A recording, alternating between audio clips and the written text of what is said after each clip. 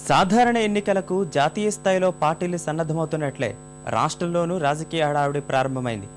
అధికార కాంగ్రెస్ నుంచి విపక్షాలు తెలుగుదేశం, తెరాస, వైకాపా, భాజపా, వామపక్షాలు ఎవరి సన్నాహాల్లో వారు తలమునకలయ్యారు.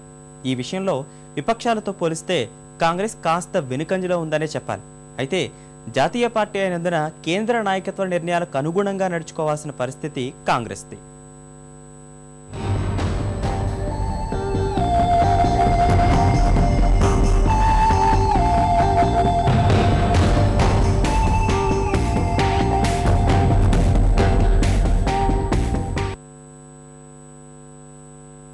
షెడ్యూల్ ప్రకారం చూసిన ఎన్నికలకి మిగిలిన సమయం మరో 15 నెలలు మాత్రమే. దీంతో అన్ని పార్టీల్లోనూ ఎన్నికల హడావిడి ప్రారంభమైంది. ఎన్నికలే లక్ష్యంగా రాష్ట్రంలోని రాజకీయ పార్టీలన్నీ పావులు కదుపుతున్నాయి. ప్రతిపక్షాలు పాదయాత్రలు, ఆందోళనలతో ప్రజల్లోకెళ్తుంటే కాంగ్రెస్ అభివృద్ధి మంత్రంతో ముందుకు వెళ్తోంది. దేశంలో, రాష్ట్రంలో కూడా పూర్తిగా ఎన్నికల జ్వరం పట్టుకుంది. ఎన్నికల స్వరాలే వినిపిస్తూ ఉన్నాయి తప్ప ప్రజల గురించిన ఆలోచనలు దాదాపు పక్కన పెట్టేశారు. మరి ముఖ్యంగా యూపీఏ ప్రభుత్వం అయితే మమతా బెనర్జీ మద్దతు ఉపసంహరించినప్పటి నుంచి కూడా మనుగడకు సంబంధించిన సంక్షోభంలో పడిపోయింది. పైకి చెప్పినా చెప్పకపోయినా ఏ క్షణంలో అయినా మధ్యంతర ఎన్నికలు రావచ్చు. ఆ వచ్చేదేదో ముందస్తు సన్నాహాలతో ఉంటే మంచిదన్న భావనతో వాళ్ళు చాలా హడావిడి పడుతున్నారు. ముఖ్యమంత్రి కిరణ్ కుమార్ రెడ్డి ఇందిరమ్మ బాట పేరిట ఒక్కో జిల్లాలో 3 రోజుల పాటు పర్యటిస్తూ ప్రభుత్వ, పార్టీ కార్యక్రమాలపై దృష్టి సారిస్తున్నారు. పార్టీ పరంగా సోమవారం నుంచి సభ్యత్వ నమోదు ప్రారంభించనున్నారు. జిల్లా కాంగ్రెస్ కమిటీలపైన దృష్టి సారించారు. తద్వారా జిల్లా పార్టీలో కొత్త ఉత్సాహం నింపి కార్యక్రమాలు చేపట్టాలని పార్టీ యోచన. అందుకోసం సీఎం, పీసీసీ అధ్యక్షుడితో పాటు చిరంజీవి తదితర ముఖ్యనేతల జిల్లా పర్యటనలకు శ్రీకారం చుట్టనున్నారు. మజ్లిస్ దూరం కావడంతో మైనార్టీ ఓటు బ్యాంకు కాపాడుకోవడానికి రాజధాని నగరంలో పార్టీ బలోపేతానికి శ్రీకారం చుట్టనుంది. అంతేగాక నామినేటెడ్ పదవులు భర్తీ చేస్తే ప్రజల్లోకి వెళ్లేందుకు వీలుగా ఉంటుందని పార్టీ రాష్ట్ర నాయకత్వం భావిస్తోంది. తర్వాత పీసీసీ ప్రక్షాళన అవకాశాలు స్పష్టంగా కనిపిస్తున్నాయి. రాష్ట్ర వ్యవహారాల పర్యవేక్షకుడు ఆజాద్ స్థానంలో నూతన బాధ్యుడు వస్తారని కూడా నేతలు చెప్తున్నారు.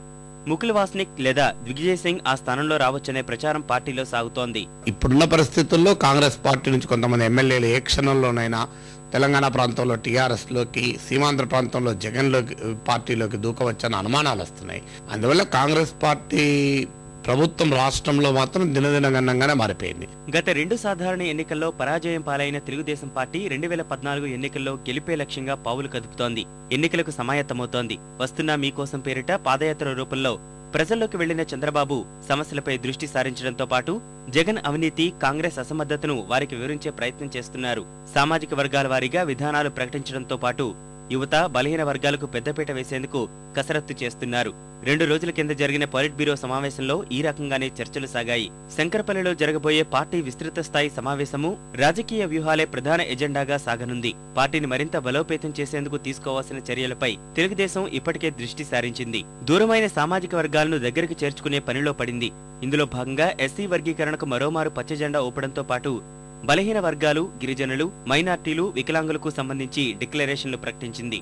చెంచల్గూడ కారాగారంలో ఉన్న యువజన రైతు శ్రామిక రైతు పార్టీ వైఎస్ సెంటిమెంటే ప్రధాన అస్త్రంగా ఎన్నికలకు సిద్ధమవుతోంది. అధినేత జగన్ జైలుపాలు కావడంతో షర్మిల చేపడుతున్న పాదయాత్రపైనే ఆ పార్టీ కొండంత ఆశలు పెట్టుకుంది. నియోజకవర్గాల్లో బలంగా ఉన్న ఇతర పార్టీలను ఆకర్షించడమే పనిగా పెట్టుకున్నప్పటికీ సంస్థాగతంగా పట్టు లేకపోవడంపై నేతల్లో ఆందోళన కనిపిస్తోంది. కాకపోతే వైఎస్ పేరు మీదే ఆ పార్టీ సాధారణ ఎన్నికలకు సిద్ధమవుతోంది. గులాబీ దండు రానున్న ఎన్నికల్లో ఎలాంటి పొత్తు లేకుండా తెలంగాణ వ్యాప్తంగా జెండా ఎగురవేయాలని యోచిస్తోంది. 100 అసెంబ్లీ, 15 పార్లమెంటు స్థానాలు గెలుచుకుని తెలంగాణ రాష్ట్ర ఏర్పాటుపై అనివార్యత సృష్టించాలన్నది ఆ పార్టీ లక్ష్యం. అందులో భాగంగానే ఆపరేషన్ ఆకర్షకు పదును పెడుతోంది. దాంతోపాటే ఉత్తర తెలంగాణలో బలంగా ఉన్న పార్టీని దక్షిణ తెలంగాణలోనూ విస్తృతం చేసే దిశగా చర్యలు చేపట్టింది. అందులో భాగమే పరిగి ఎమ్మెల్యే చేరిక, సూర్యాపేటలో బహిరంగ సభ నిర్వహణని పార్టీ వర్గాలు చెబుతున్నాయి. మరోవైపు పొత్తులో ఉండబోవన్న తెరాస నాయకత్వం ఖమ్మం, నల్గొండ వంటి వామపక్ష ప్రభావం ఉన్న జిల్లాల్లో సిపిఐ, న్యూ డెమోక్రసీ వంటి పార్టీలతో పొత్తు పెట్టుకునే అవకాశాలని కొట్టిపారేయడం లేదు. ఉద్యోగ సంఘాల సకల జనుల సమ్మెకు నాయకత్వం వహించిన స్వామిగౌడ్ వంటి నేతలను పార్టీలోకి చేర్చుకుని ఎమ్మెల్సీగా అవకాశం ఇచ్చే దిశగా ప్రణాళికలు సిద్ధం చేస్తోంది. తద్వారా తెలంగాణ ఉద్యోగ సంఘాలను తమ పార్టీ వైపుకు తిప్పుకునే వ్యూహంతోనే కేసీఆర్ ఈ నిర్ణయం తీసుకున్నట్లు తెలుస్తోంది. ఐకాసాతో విభేదాలు పరిష్కారానికి కోదండరాంను కలిసి చర్చించేందుకు కేసీఆర్ సిద్ధమయ్యారు. రాష్ట్రంలో ఏ పార్టీ కూడా ఎన్నికలు సిద్ధం కావట్లా. ఒక టీఆర్ఎస్ లేక జగన్ పార్టీ మాత్రం వాళ్ళ జనంలో చాలా ఉద్రేక భావనలు ఉన్నాయి. మనం ఎలాగోలా దీన్ని క్యాష్ చేసుకోవాలన్న భావంతో తలంపుతో ఆరాటపడిపోతున్నాయి. ఎన్నికలు రావాలి నవ్వుల ఎన్నికలు రావాలని. కానీ వాళ్ళు ఎన్నికలు వచ్చే పరిస్థితి లేదు. ఎన్నికలు వచ్చినా కూడా వాళ్ళంతా వాళ్ళు గెలిచే పరిస్థితి కూడా లేదు. వాళ్ళ కళ్ళగా మిగిలిపోతాయి తప్ప వాళ్ళ ఎన్నికలు వస్తే ప్రజలంతా కూడా అన్ని రాజకీయ పక్షాలని యావగించుకుంటున్నారు, విసుక్కుంటున్నారు. ఏ రాజకీయ పక్షం కూడా ప్రజల అవసరాలు తీర్చడానికి సిద్ధంగా లేదు.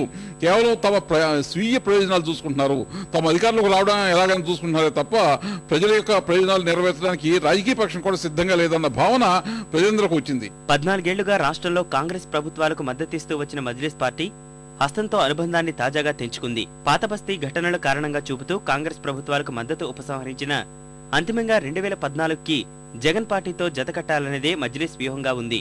రాష్ట్రంలో కాంగ్రెస్ పార్టీ పరిస్థితి నానాటికి దిగజారుతుండడం, ఇతర పక్షాలకు దగ్గర కాలేని పరిస్థితుల్లో జగన్తో పొత్తు పెట్టుకుని కనీసం 30 స్థానాల్లో పోటీ చేయాలనేది మజ్లిస్ వ్యూహంగా ఉంది. భాజపా, వామపక్షాలు ముందస్తు ఎన్నికలకు సిద్ధమవుతున్నాయి.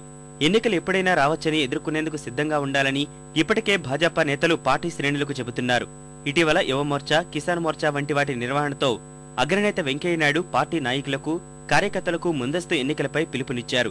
రాష్ట్ర వ్యాప్తంగా 25 చోట్ల గెలుపు కోసం ప్రయత్నించవచ్చని బీజేపీ అంచనా వేస్తోంది. తెలంగాణ ఉద్యమంలో కీలక పాత్ర పోషిస్తున్న భాజపా ఈ అవకాశాన్ని ఓట్ల రూపంలో మలుచుకునేందుకు ప్రయత్నిస్తోంది. ఇక కలిసే ఉన్నామని చెబుతున్న వామపక్షాలు ప్రత్యేక, సమైక్య ఉద్యమాలతో ఇబ్బందులు పడుతున్నాయి. సిపిఐ తెలంగాణ ఉద్యమంలో ముందుకెళ్తోంది. ఇదే అదునుగా ఓట్లను, సీట్లు రాబట్టాలని చూస్తోంది. ఎన్నికల ముందు అవసరమైతే సిపిఐ, తెరాసతో పొత్తు పెట్టుకునే అవకాశాలు ఉన్నాయి. సమైక్య ఉద్యమానికి మద్దతు తెలిపిన సిపిఎం తమతో భావసారూప్యత చూపే బూర్జువా పార్టీలతో కలిసి పనిచేస్తామని ఇప్పటికే ప్రకటించింది. జగన్ పార్టీతో సిపిఎం పొత్తు పెట్టుకునే అవకాశాలను ఆ పార్టీ నేతలు తోసిపుచ్చడం లేదు. జాతీయ రాజకీయ సమీకరణాలకు అనుగుణంగా ఈ లెక్కలు రాను రాను ఎలా మారుతాయో చూడాలి.